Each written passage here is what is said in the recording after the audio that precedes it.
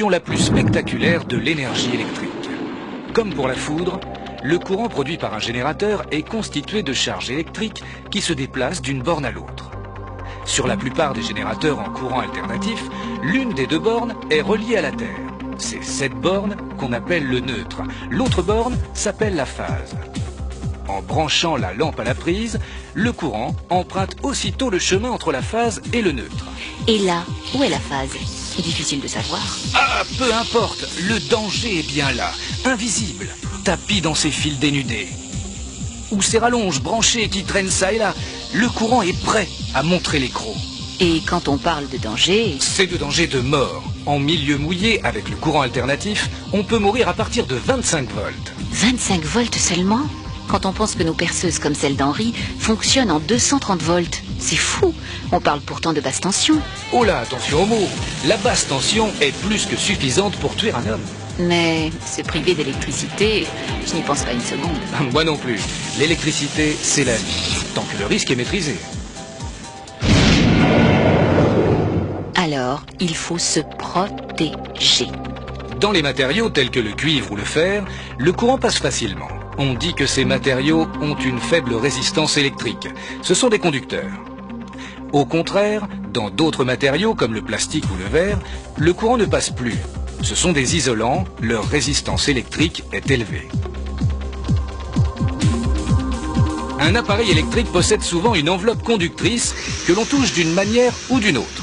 Cette enveloppe, on l'appelle aussi une masse? Oui, tout à fait. Relions donc cette masse à la Terre. En cas de contact accidentel entre la phase et la masse, le trajet du courant de défaut passe principalement par la Terre qui est conductrice pour retourner au générateur. Mais si l'homme touche la masse, avec la mise à la Terre, est-il pour autant à l'abri? Oh là, pas si vite.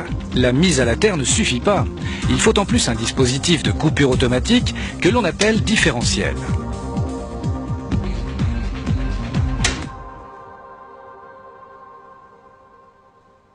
Oh là là, la Terre reliée à la phase d'un circuit sous tension, mais je rêve. Vert jaune pour la mise à la Terre. Un conducteur bicolore à ne jamais confondre.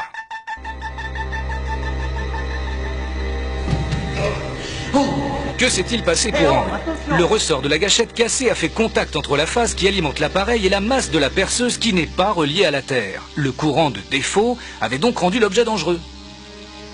Et Henri a pourtant des bottes bien isolantes et perce un trou dans du bois. Oui, mais l'échelle métallique est en contact avec la Terre, ce qui permet au courant de passer.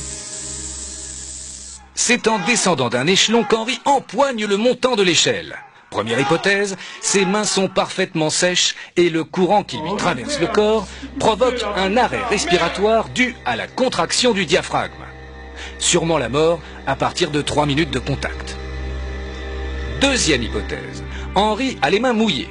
Or, l'eau diminue la résistance d'Henri. Le courant provoque un arrêt circulatoire. La mort est proche. Qui penserait qu'un travail aussi banal que de percer un trou dans du bois comporterait autant de dangers? Pour sauver Henri, Enzo doit d'abord le soustraire au courant. Mais attention, en touchant Henri sans être isolé, il serait lui aussi électrisé. En fait, il coupe le courant au disjoncteur. Il aurait pu aussi enlever la prise ou se servir d'un objet isolant. Ensuite, c'est une question de